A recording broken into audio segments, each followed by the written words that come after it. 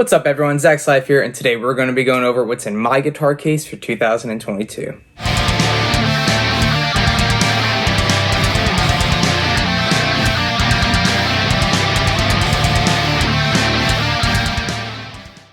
This video is a follow-up to the What's in My Case video that I made last year. If you haven't checked that out yet, I highly recommend you do, because boy, have I made a lot of changes. For those of you who are unaware, my old band Evolution X has officially come to an end. As of the timing of this video, we played our farewell weekend tour over the past 2 days, the 15th and 16th of July. And now I am officially a full-time touring member of Crash the Party, which if you haven't met my band yet, go check it out. I have 2 gig vlogs with them up already. You can get a chance to check us out and see what we're all about. And with a new band comes a new rig, and I think you're going to be excited to see what I keep in my case now so that I can have a successful show. There's a lot that has transferred over from what I've learned over the past couple years with Evolution X, Triple Addiction, Remember Yesterday, Those Amazing Decades, Audio Right, etc. And I've finally been able to downsize my rig to the least amount of stuff I've ever had to leave the house with, and combine with what we already keep in the band trailer and what I can keep in my Quantum Industries case. I think you guys are going to enjoy what you see today. So without any further ado, let's get started. Let's talk about the bag. I am tired of bringing a rack case. I'm tired of bringing the Pelican case. I'm tired of having 2 or 3 bags worth of crap. It's unnecessary. This Helix backpack fits everything that's not my electric guitar in it. And we're gonna take a look and see what's inside each compartment and explain why I have it where it is. So let's get started with the top compartment. Here we go. So inside I have just what I need cable-wise. I have a speaker cable to connect my Seymour Duncan Powerstage 170 from my Fractal FM3, which we'll take a look at in a minute, and my Marshall 1960 A412 speaker cabinet. Now you're probably sitting there going, dude, why do you have a 412 speaker cabinet? The reason I have a 4x12 speaker cabinet now is because we have a trailer and it can stay in there, and I don't have to load it up and down these steps every week, and I just roll it out of the trailer, roll it on the stage, roll it back in. I don't have to worry about too much, so that's why I have a 412 speaker cabinet. Plus, it looks super badass on stage. Here's a picture of what it looks like from the last time we played Secrets in Ocean City, Maryland. I mean, there's nothing more rock and roll than a Marshall 412 cabinet. So that's why I have this power amp, so that I can use that for a little stage volume. Power supply for my backup in-ear monitoring system. We have a full in-ear setup for Crash the Party, but there are shows where we don't bring our giant rack, especially casinos, smaller stages, stuff like that. So I have my Sennheiser G4 in-ear system. I can have my monitor mix plugged into this instead of a floor wedge, and that way I can hear the click, the tracks, and my guitar and my vocals super clear. So I always keep this with me in case we play a venue where we can't fit or we don't want to bring the big rack. Cables. I only need 3 cables now, and this is great. I have a power cord for my FM3, and then I have 2 1/4-inch instrument cables, one to plug my FM3 into the power cap, plus a spare in case my wireless system goes down, which we'll get to in a minute. Let's go over what's in the small compartment over here. This is my on-stage essentials. So stuff that I need quick access to in the middle of a show. I have extra batteries, AA's and 9-volt.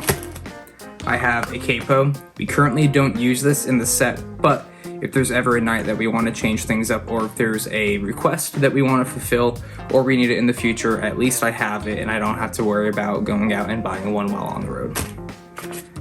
Earplugs. If for whatever reason I'm not allowed to use any in-ear monitoring system whatsoever, I'm not going to sacrifice my hearing and potentially cause permanent damage to my ears. So I have these ear racers that I can put in, and they'll help attenuate however many decibels. I think it's like 29, 30 decibels or something like that. Bring a pair of earplugs with you. It's gonna save your butt, and you'll thank me later. cables and the charger. I can charge my phone in case I'm running low on battery while filming, or if I just need more charge on my phone. And I have this dual breakout cable to charge my wireless system. And this power brick, 12 watts, plenty of power. Make sure that you have something that's powerful enough to charge your most power hungry devices. Don't cheap out on that. And then we have the hand sanitizer, self-explanatory, before playing, before and after eating.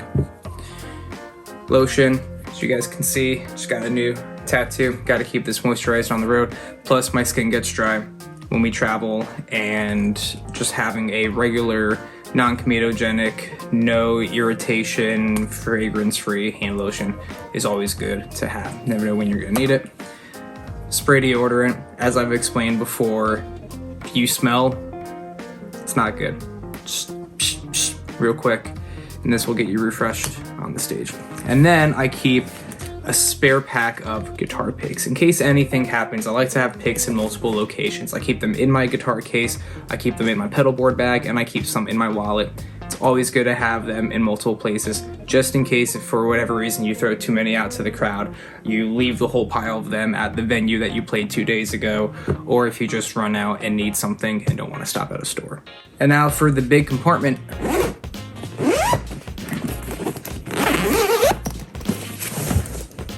It's empty, just kidding. Welcome to my guitar rig for Crash the Party. That's right, it is just a Fractal FM3. This is all I need to get all of my sounds for the new band. So basically, this controls my 3 different types of clean channels. I have one that's completely clean for like some funky stuff. I have one with an 80s style chorus and reverb for when we play some of our 80s music. And I have an ambient patch to do more pad sounds when I'm supporting tracks that don't have guitar in them. And then I have my crunch, which is like my mid-gain tone, a crunch lead tone, which has a little boost and delay and a volume boost. And then I also have my acoustic piezo sound. I use my piezo quite a bit for Crash the Party, especially for some of the Spanish stuff that we play, so I can access it here. And this button controls my high gain tone, my high gain lead tone, and also the tuner button. I could play the entire show with just those 3 buttons and be fine. But I also have the Hotone Ampero switch. It is a 2-button switch that allows me to toggle on my chorus anytime I need it, my phaser anytime I need it, and also a built-in pitch shifter to go from standard to a half step down. We play a handful of mashups where I have to switch tunings within a 5 to 10 second window, and grabbing another guitar or retuning is just impractical. So we use this, half step down, back to normal. Super solid.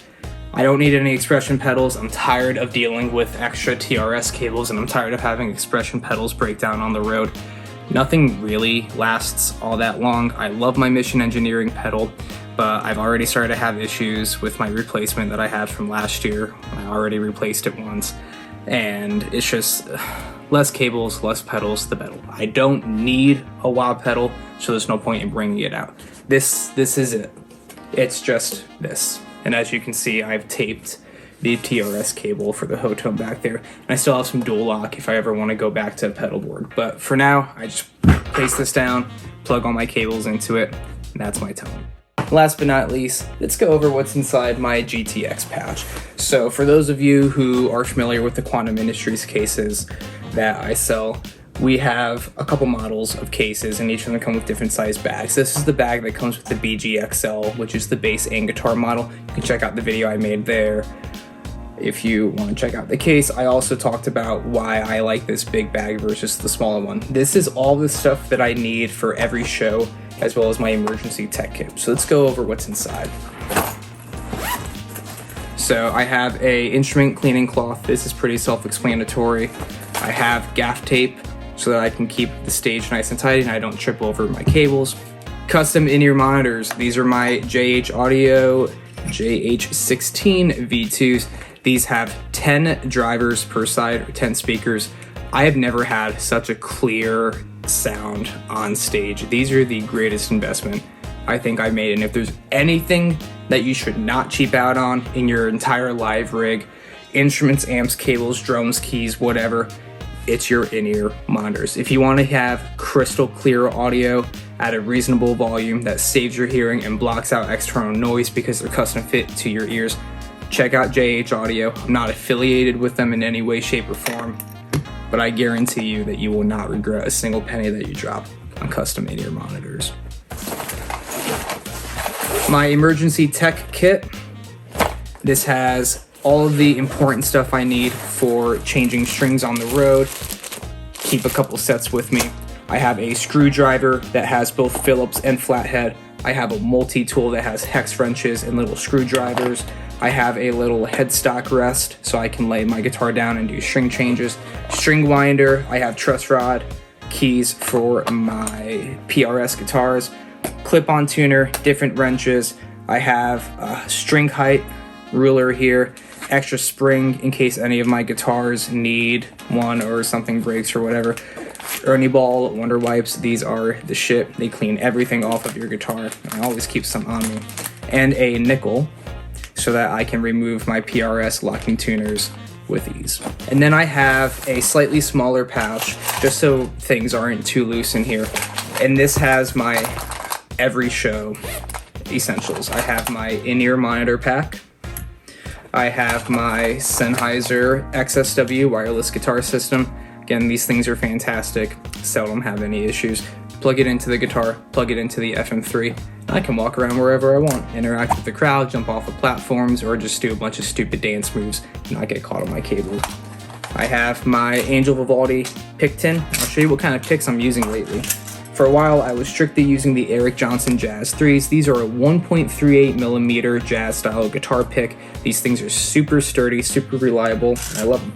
But one of our clients at Quantum, Jason Richardson, just came out with signature guitar picks, and they're the same thickness as the Jazz 3, but with a more pronounced tip over here that's a little bit sharper. These things sound great. They have the same nice matte finish. It's not glossy, and I've been using them for the past couple shows, and I love the way they feel, play, and sound.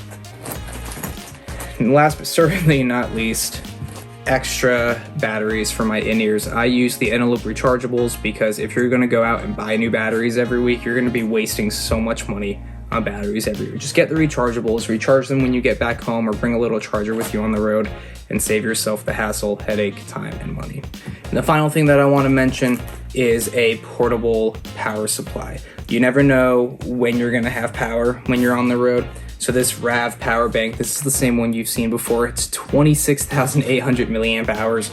I can charge everyone's phone at the same time. If I ever bring out my HX Stomp backup unit, I could run it via USB off of this if I can't get clean, reliable power.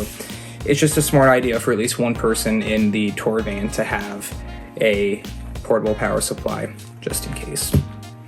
And can't forget Bongo.